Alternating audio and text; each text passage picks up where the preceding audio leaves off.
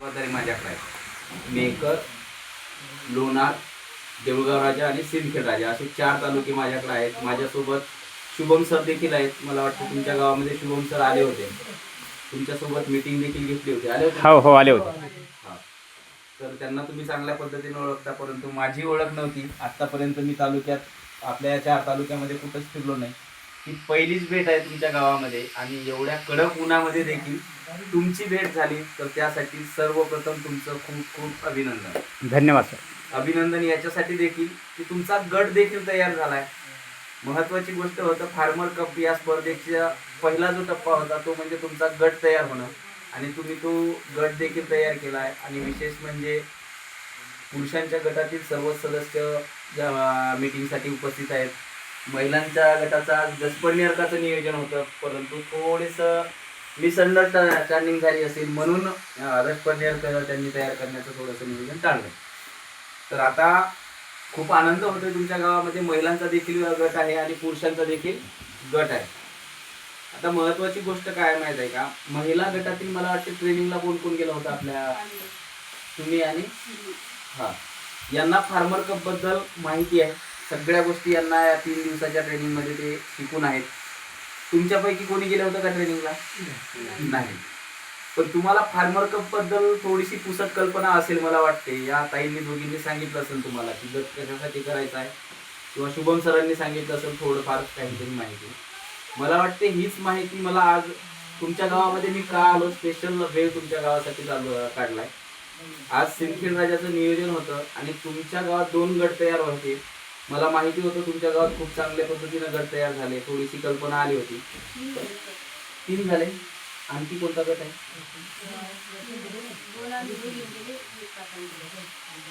तुमचे 2 गट आहेत, महिलांचे 2 गट आहेत. वा, मला खरंच तुमचं अभिनंदन. तुम्ही 3 गट तुमच्या गावामध्ये केलेले आहेत. पण सगळ्यात महत्वाचं काय, तुमचा गट तयार झालाय, परंतु गटातील प्रत्येक सदस्यांना फार्मर कप म्हणजे काय हे माहीत असल्याशिवाय गट आपला त्या पद्धतीनं काम करू शकत नाही. मला वाटते तुम्हाला, मी नाही म्हणत सर्वच माहिती असेल, परंतु थोड्याफार प्रमाणात फार्मर कप बद्दल माहिती आहे असं मला इथं आढळून येते. कारण की तुम्ही सगळेजण आलात. असं बऱ्याचशा ठिकाणी होते की शेतकरी एकत्रच येत नाहीत मीटिंगला आल्यानंतर, परंतु तुमच्या इथे हे आलात, त्याबद्दल खरंच तुमचं पुन्हा एकदा मनापासून अभिनंदन करतो. आता मी तुम्हाला फार्मर कप म्हणजे काय हे सांगणार आहोत. त्यासोबतच पाणी फाउंडेशन नेमकं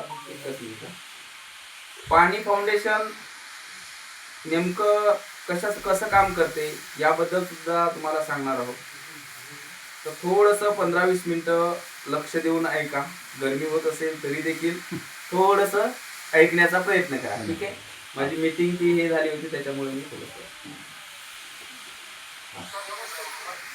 पाणी फाउंडेशन म्हणजे नेमकं काय तुम्हाला सुरुवातीला समजलं पाहिजे. पाणी फाउंडेशन ही आमिर खान सरांनी स्थापन केलेली ना नफा ना तोटा तत्वावर काम करणारी एक संस्था आहे, NGO आहे.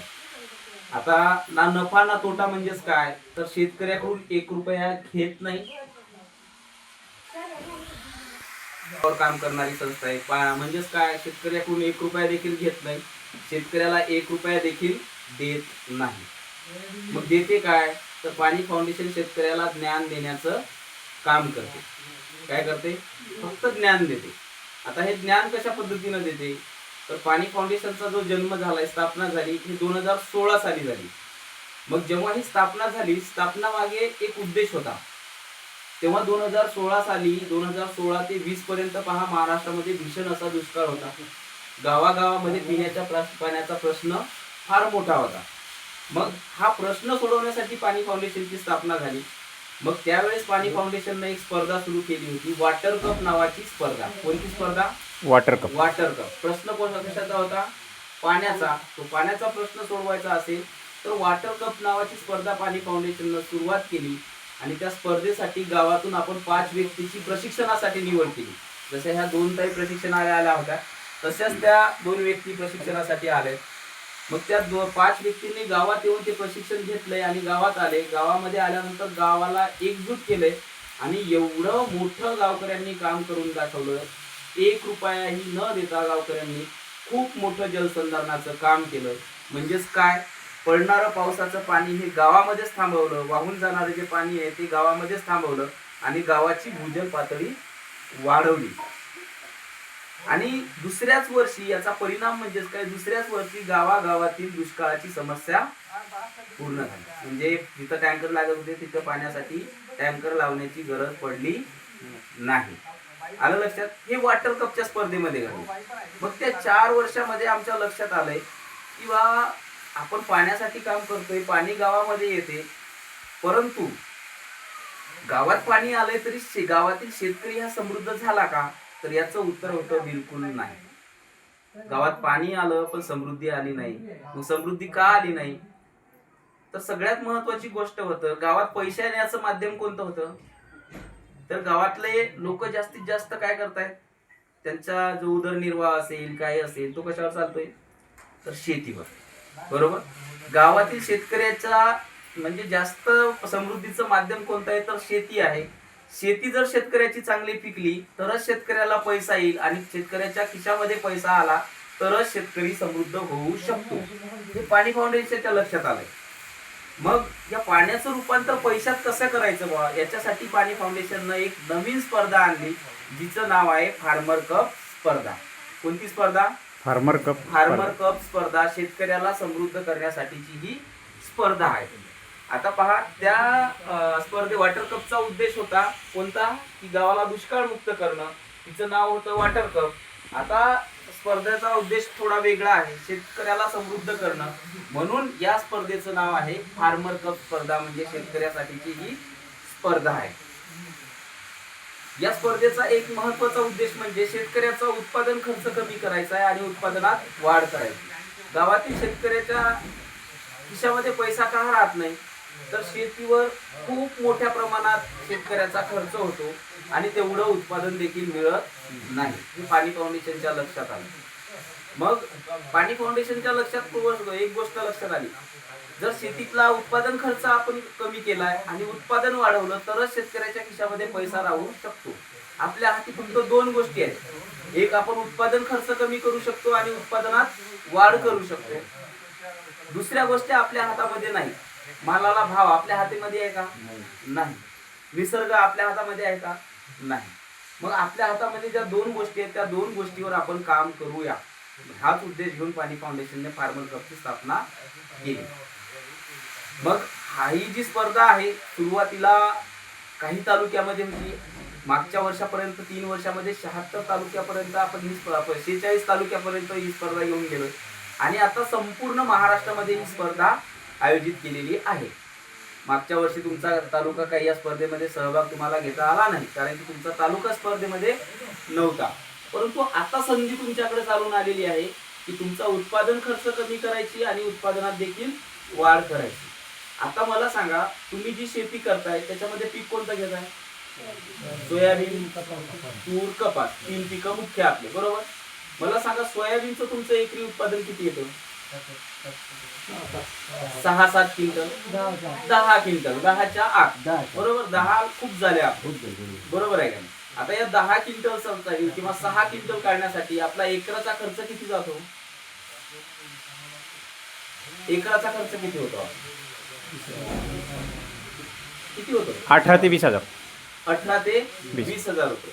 6 क्विंटल आपलं उत्पादन निघालं. 6 पंच 30, 30,000 रुपयाचं तुमचं ते झालंय टोटल. 20,000 रुपये तुम्ही खर्च केलाय. तुमच्या हातामध्ये किती उरले? किती महिन्यामध्ये? 3 महिन्यामध्ये तुमचे 10,000 उरले. त्या एका एकरामध्ये तुमचे किती जण शेतीमध्ये काम करतात? ते 6 क्विंटल उत्पादन आणण्यासाठी 3 महिने तुम्ही सतत काम करता त्याच्यामध्ये, सोयाबीनच्या शेतामध्ये. त्याची निंदणं असो, फवारणी असो, करतोय की नाही आपण काम? बरोबर. मग त्या 10,000 रुपये तुमची 3 जणांची मजुरी देखील निघते का? नाही. आलं का लक्षात? मग पाणी फाउंडेशनच्या लक्षात आलंय की शेतकऱ्याला समृद्ध करायचंय तर खर्च 20,000चा 10,000 कसा येईल आणि उत्पादन 6,000चं 10 क्विंटल कसं होईल, यासाठी पाणी फाउंडेशन काम करते. हे फार्मर कप त्याच्यासाठीच आहे. मग महत्वाचा आपल्याला 3 खर्च होतो शेतीमधला. तो खर्च कोणत्या 3 गोष्टीवर होतो? पहिला कुठं? तर शेतीसाठी लागणारे बियाणं असो, औषधे असो, निविष्ठा असो, याच्यासाठी सगळ्यात जास्त खर्च लागतो. बरोबर आहे. दुसरा खर्च फवारणीचा खर्च. बरोबर आहे. आपले किती फवारण्या होतात? 3 ते 4 फवारण्या करतोय आपण सोयाबीनच्या पिकाला. बरोबर. एक फवारणी किती हजाराची असते? सुरुवातीची कमी राहते, 1000 रुपयाचीच पकडा किंवा 1500 रुपयाची पकडा. नंतर ती वाढत वाढत जाते. 4 फवारण्या केल्या म्हणजे तुमचं 2000 जर ॲव्हरेज काढला प्रत्येक फवारणीचा, तर 8000 रुपये तुमचा नुसता फवारणीवरचा खर्च जातो. बरोबर. आता तिसरा खर्च कुठे जातोय माहित आहे का? तिसरा खर्च जातोय मजुरीवर. कापणीसाठी आपण 4-4 हजाराला बॅग देतोय मजुराला. ऐन वेळेला आपल्याला मजूर देखील मिळत नाहीत. मध्य प्रदेशातून मजूर आपल्याकडे येतात. बरोबर आहे का नाही? तर या 3 गोष्टीमध्ये पाणी फाउंडेशननं एक उपाय काढलाय. या 3 गोष्टीवर आपण खर्च कमी करू शकतो. तो कसा करू शकतो? तर आपण एकट्यानं मिळून हा खर्च कमी करू शकत नाही. एकटा शेतकरी कधीच हा खर्च कमी करू शकत नाही. त्याच्यासाठी गटानं मिळून एकत्र येणं गरजेचं आहे. म्हणूनच ही स्पर्धा गट शेतीची आहे. मग पहा, आता मी हा 3 प्रकारचा खर्च कशा पद्धतीने कमी करत होतोय तुम्हाला सांगतो.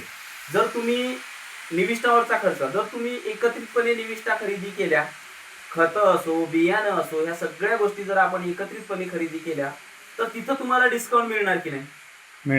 मिळणार ना. आता एक साधं उदाहरण, तुम्ही सगळेजण 13 जण आहात. 13 जण टी शर्ट घ्यायला दुकानामध्ये गेले, एका कपड्याच्या दुकानामध्ये, आणि मी एकटा दुकानामध्ये गेलो टी शर्ट घेण्यासाठी. तेच टी शर्ट, त्याच क्वालिटीचा टी शर्ट तुम्ही 13 जण घेताय, म्हणून तुमची ती किंमत कमी करेल का दुकानदार? कमी करेल. पण मला कमी करेल का? नाही करेल. म्हणजेच आपल्याला गटाच्या माध्यमातून एकत्र यायचंय. बल्क क्वांटिटीमध्ये आपल्याला निविष्ठा घ्यायची, तिथं आपली थोडीशी बचत होणार. माझा असा अनुभव आहे, 3 वर्षापासून मी फार्मर कप मध्ये काम करतोय. तसे तर 8 वर्ष पाणी फाउंडेशन सोबत आहोत, पण 3 वर्षाचा फार्मर कपचा अनुभव सांगतोय.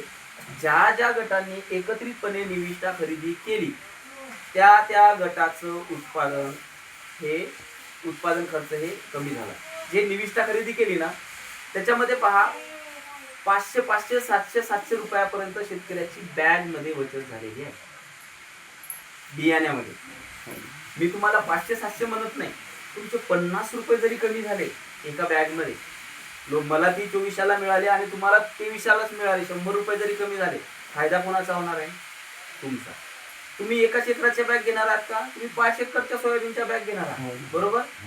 म्हणजे तुमची किती रुपये बचत होऊ लागली? तिथं 500 रुपये बचत होऊ लागली. बरोबर. तुमची एका दिवसाची मजुरी निघू लागली. आहे का? लक्षात तुमच्या आलं का? अशा प्रत्येक गोष्टीमध्ये आपण खर्च कमी करू शकतो. सोबत वाहनाचा खर्च, सगळ्यांचा वेळ देखील वाचू शकतो. एकानंच नियोजन करायचंय, माल आपण घरापर्यंत घेऊन येऊ शकतो. हा फायदा झाला. दुसरा खर्च आपला फवारणीचा खर्च होतो. बरोबर. 4 फवारण्या करतोय आपण, 8000 रुपये फवारणीचा खर्च होतो.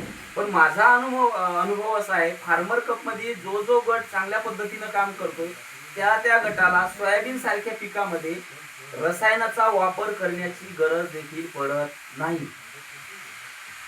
आता तुम्ही म्हणाल सर कसं काय? तर हे जे शेतकरी आहेत ना, फार्मर कप मधील शेतकरी, हे शेतकरी घरच्या घरीच औषधं तयार करतायत. मग ते औषध कोणते? तर दशपर्णी नावाचं एक औषध आहे, जे आज महिला बनवणार होतं.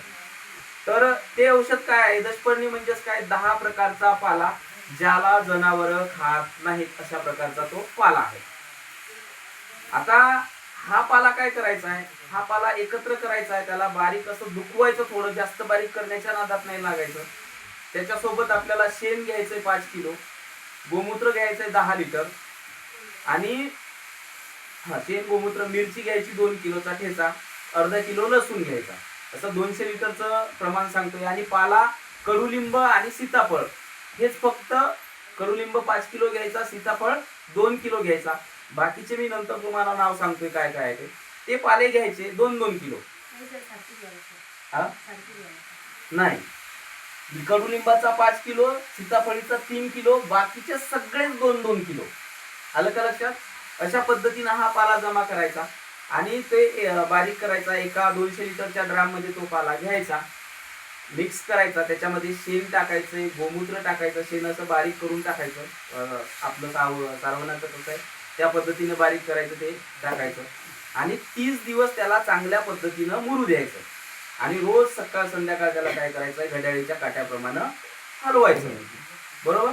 30 दिवसानंतर तुम्हाला उत्तम प्रकारचं औषध तयार होईल. जे औषध तुमचं कीटकनाशकाचं काम करते, बुरशीनाशकाचं देखील काम करते आणि टॉनिकचं देखील काम करते, अशा प्रकारचं औषध तयार होते. आता तुम्ही म्हणाल सर इकडं आम्ही 2-2 हजाराच्या बाटल्या आणतो त्याने किडी मरत नाही, हे पाला वाचोळा काय मरेल, बरोबर आहे का. हा गैरसमज खूप जणांचा आहे. पण मी तुम्हाला काय सांगतोय की दशपर्णी फवारण्याची योग्य वेळ काय आहे, तर कीड आल्यानंतर त्याची फवारणी करून काहीही उपयोगाचं नाही. आपण काय करतोय, कीड येऊच नाही म्हणून हा पर्याय आहे आपल्या शेतावर. मग तुमची पेरणी झाली, पेरणी झाल्यानंतर 10 दिवसाला तुम्ही काय करा, दशपर्णी अर्काची फवारणी करा. पहिली फवारणी कोणती, दशपर्णी अर्काची. ही फवारणी केल्यानंतर काय होईल, तुमचा जो पीक आहे, सोयाबीनचे पानं लुसलुशीत असतात, कोवळे असतात, त्यावेळेस हे त्या पानाला त्याची चव जी आहे त्या पिकाची ती कडसड बनवते. त्याच्यामुळे काय होते, कीड तुमचे पीक खाणार नाही, ती उपाशी मरेल, बरोबर. आणि त्याच्यामुळे पुढची जी पिढी आहे ती येणार नाही, बरोबर. आता छोटे छोटे बारीक बारीक जे किडी आहेत ते देखील या औषधानं मरतायत, कारण की आपण हे जे पाले घेतो हे विषारीच पाले घेतो आपण त्याच्यामध्ये, त्यानं ती कीड छोट्या लहान मोठ्या प्रमाणाची जी कीड आहे ती मरते. म्हणजे तुमचं एकदा फवारणी केली की 10 दिवस तुमचं किडीचं नियंत्रण झालं, तुमचं पीक झालं 20 दिवसाचं, बरोबर. त्याच्या 10 दिवसाला तुम्ही निमार्कची फवारणी करा. निमार्कची फवारणी म्हणजेच काय, निमार्क म्हणजे काय, कडुलिंबाच्या ज्या निंबोळ्या आहेत त्याला तुम्ही आता पिकल्यानंतर जमा करा, सावलीमध्ये वाळून घ्या. जेवढ्या जास्त तुम्ही निंबोळ्या जमा करू शकता तेवढ्या निंबोळ्या तुम्ही जमा करून घ्या. आता दशपर्णी अर्काची फवारणी केल्यानंतर त्याच्या 10 दिवसांना आपल्याला फवारणी करायची आहे. आपल्याला माहित आहे उद्या फवारणी करायची. आपण आदल्या त्या रात्रीमध्ये 5 किलो निंबोळ्या घ्यायच्या, 5 किलो निंबोळ्या खलबत्त्यामध्ये चांगल्या बारीक करायच्या, बारीक करून रात्रभर त्या 5 लिटरच्या पाण्यामध्ये भिजू घालायच्या आणि चांगलं ते पाणी वस्त्रगाळ करून सकाळी 95 लिटर पाण्यामध्ये ते पाणी टाकायचं आणि त्या पाण्याची आपण पूर्ण पाण्याची, त्याच्यामध्ये दुसरं काही मग मिक्स करायचं नाही, त्या पाण्याची फवारणी आपण दुसऱ्या फवारणी करायची नाही, काही गरज नाही. तुम्ही बनवलंय दुसऱ्या प्रक्रियेनं बनवलं, हे वेगळ्या पद्धतीने, हे 5% निंबोळी अर्क आहे, ठीक आहे. याचा व्हिडिओ देखील तुम्हाला टाकतोय. तुमची जी पद्धत आहे वेगवेगळ्या पद्धतीची आहे, ठीक आहे. ते काही जण शिजवून करतात, तुम्ही करतात, पण काही गरज नाही, आवश्यकताच नाही. तर एक तुम्हाला मराठवाडा कृषी विद्यापीठानं जबरदस्त औषध तयार केलंय बायोमिक्स नावाचं, त्या औषधाची तुम्ही फवारणी करा. ती फवारणी केल्यानंतर मी तर म्हणतो तुम्हाला रसायनाची फवारणी करायची गरजच पडणार नाही. आणि मी असं देखील म्हणत नाही की तुम्ही रसायनाची फवारणी करूच नका. आपल्याला जर हे सगळं केल्यानंतर कीड आली तर शेवटी शास्त्रज्ञाच्या सल्ल्यानुसार योग्य औषध योग्य प्रमाण घेऊन रसायनाचं फवारणी करायची आहे. पीक आपल्याला वाया जाऊ द्यायचं नाही. आपल्याला पूर्णपणे नैसर्गिकपणे शेती करायची नाही. आपल्याला पिकाला पाहिजे तेव्हा ज्याची गरज आहे ते पुरवायचं आहे.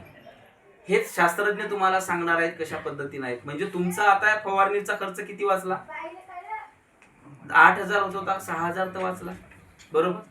आता तिसरी गोष्ट कोणती तुमचा खर्च वाचेल, तर तो म्हणजे मजुरीचा खर्च. मजुरीवर खूप मोठा खर्च होतो आपला, बरोबर. तर जर तुम्ही एकमेकांना सहकार्य केले, एकमेकांना मदत केली, तर तुमच्या शेतामध्ये आता याचं काम आहे, समजा माझी सोयाबीन सोंगणी कापणीला आली, सोंगणीच म्हणतोय ना आपण, सोंगणीला आली, तर तुम्ही 10 जणांना मिळून जर मला मदत केली तर किती दिवसात होईल हे काय करू, 10 जण म्हणजे एक दिवसात 2 घंट्यात एक एकर संपून जाईल, बरोबर. असंच जर तुम्ही एकमेकांना मदत केली तर बाहेरून मजूर सांगायची गरज आहे का, नाही, काहीच नाही. तुमचे मजुराचे पैसे इथं वाचतात. मी म्हणत नाही तुम्हाला की तुम्ही सगळेच कामं शेतीचं असं एकमेकांना मदत करा, पण जेव्हा वाटते तुम्हाला गरज करायची तेव्हा तुम्ही करू शकता. आपल्याला या स्पर्धेमध्ये सगळेच कामं करायचे नाहीयेत, फक्त मोजके 4 कामं तुम्ही करू शकता एकमेकांना मदत करून. त्याचे गुण आहेत 10 गुण. तुम्ही 4 कामं कोणतेही केले तरी तुम्हाला गुण मिळतात. मी म्हणत नाही सगळेच कामं तुम्ही करा, ठीक आहे. अशा पद्धतीने ह्या सगळ्या गोष्टी तुम्ही केल्या तर तुमचा उत्पादन खर्च कमी होणार आहे. आणि उत्पादन कसं वाढणार आहे, तर उत्पादन वाढवण्यासाठी सुद्धा आपल्याकडे शास्त्रज्ञांची भली मोठी टीम आहे. ही टीम आपल्याला त्यांनी शेतीच्या सुधारित पद्धती शोधून काढल्या, म्हणजे त्याला स्टँडर्ड ऑपरेटिंग प्रॅक्टिसेस म्हणतोय, एसओपी, सोप्या भाषेत आपण त्याला एसओपी म्हणतोय. ह्या एसओपी नुसार, शेतीच्या सुधारित पद्धतीनुसार तुम्ही जर शेती केली तर आमचा अनुभव आहे, ज्या ज्या शेतकऱ्यांनी शेतीच्या नवीन सुधारित पद्धतीनुसार शेती केली त्या त्या शेतकऱ्याचं उत्पादन दुपटीनं तिपटीनं वाढलेलं आहे. मी आता माझ्याच तालुक्याचा अनुभव, ज्या तालुक्यात मी 3 वर्ष काम करत होतो त्या तालुक्यातील एका शेतकऱ्याचा अनुभव सांगतो. कापसाचं पीक होतं त्या शेतकऱ्याचं. तो शेतकरी फार्मर कप मध्ये येण्याआधी, गटामध्ये येण्याआधी फक्त 3.5 क्विंटल एकरी उत्पादन घेत होता कपाशीचं. किती? 3.5 क्विंटल कपाशीचं उत्पादन घेत होता. तो शेतकरी फार्मर कपच्या ट्रेनिंगला